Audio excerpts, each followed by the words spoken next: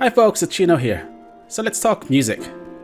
It's no surprise that the music in Final Fantasy XIV is top-notch, high-tier, god-level great. I mean, a lot of the early works and main theme were composed by Nobuo Uematsu, a legend of the franchise. You even had many callbacks to music that was used in previous Final Fantasy games, which just ramps up the nostalgia factor. And of course, you then have Masayoshi Soken, the genius, the legend, helming things further along the expansions, and well, you'll excuse me if I just lay on the floor for a few more seconds listening to this masterpiece. Today, we're doing a quick list of some of the music that has made this game memorable. I've shrunk it down to just 7 pieces because, quite honestly, we would be here forever and I'd just be repeatedly gushing at every score. I've also ordered these in terms of when I first heard them because my intention is to show why these pieces became important to me, rather than a ranking of the best. They're all good. Lastly, of course, I will likely be touching on some spoilers, though hopefully it's minor enough that it'll just go over your head. But yes, spoilers, warning.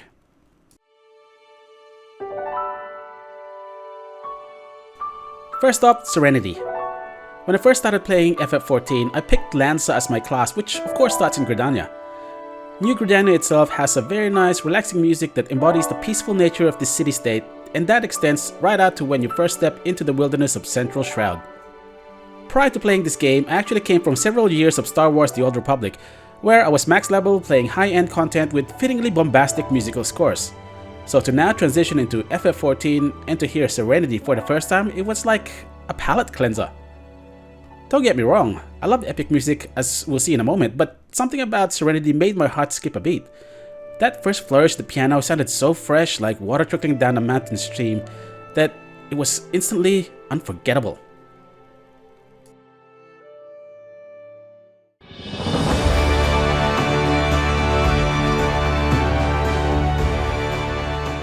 I've essentially lived in Limsa for a good chunk of the time I played this game, and as such, you would think that I'm sick of hearing the theme I Am the Sea. But no, this music continues to be uplifting to this day, and again, I'm drawn to the first time I heard it. Where Serenity and Gridania was all about living with nature and the soothing sounds of forest leaves rustling in the breeze, Limsa is very much a commercial hub, bustling with activity, and players find this place the perfect place to gather. And I Am the Sea perfectly accentuates this motif. As you enter, you're greeted with drums and blaring horns. After that first clash, it quickly transitions into the strings which undulate back and forth like the swelling of the sea, but it's not all about pirates and swashbuckling adventure. No, it brings in moments where there's nobility when the solo trumpet comes on, and that's just the first few seconds.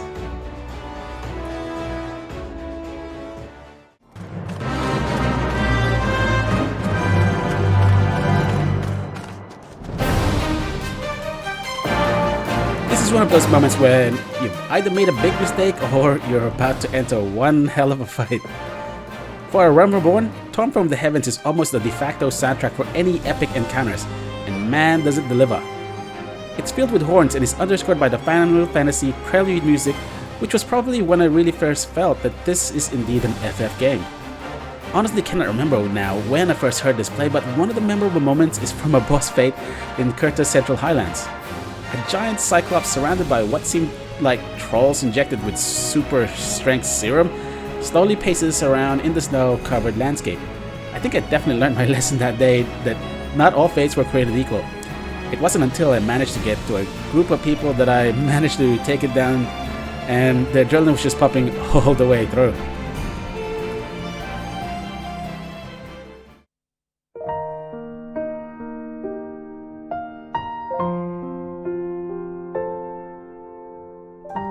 Okay, this is one of the harder choices I've had to make for this listing. That I want to include the daytime or the nighttime music for Foundation and Ishgard. There's no denying that Solid, the daytime music in Ishgard, packs a resolve that only 1,000 years of war can imbue.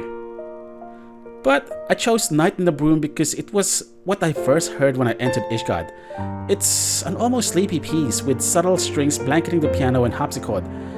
It didn't convey the epic struggles the people of this city have been through, but I feel it well suited my own character's entry. See, the events from the last patch of A Realm Reborn really left me dumbstruck. My character was winded from the whirlwind of events that hit us, and by the time I entered Ishgard, it was night. And rather than feeling like a conquering hero, Night in the Broom made me feel that, at least for the moment, I found a safe place to lick my wounds.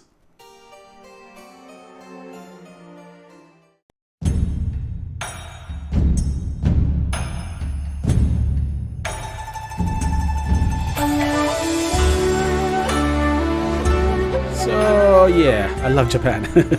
I adore the classical architecture and the history, particularly in the old cities like Kyoto. So it's no surprise that Kugane is, to this day, my favorite city in the game. I know that there's internet charts all over the place that could get me wherever I need to go, but goddammit, I'll continue my RP walk to get there. Crimson Sunrise, in no small part, contributed to the grand majestic atmosphere of the city. It's got a slower pace than Limsa Lominsa's music, but to me, this just added some weight and magnificence to it. Calling it a sunrise is definitely very on point, as it feels like the start of a new adventure, and in retrospect, really was probably the beginning of some of the best times I had in Stormblood.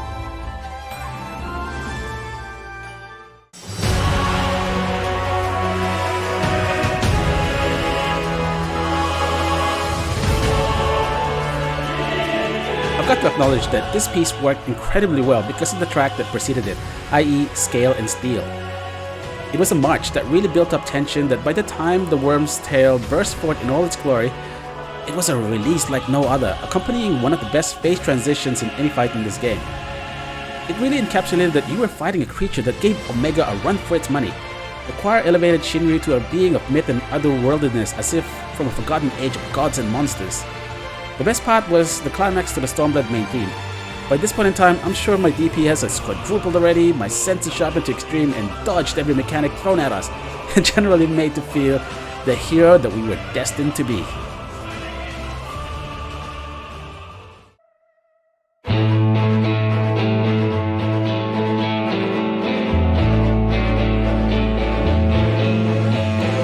Well then, I'm sorry Dragon Song. There's just no competing against this one. I can probably attribute why that song will never live in my memory as strongly as Shadowbringers does to its usage. Without going too much into spoilers, in Dragon Song we were probably at the peak of our character's power, while we couldn't have been lower in Shadowbringers, and man, this was the perfect injection of adrenaline.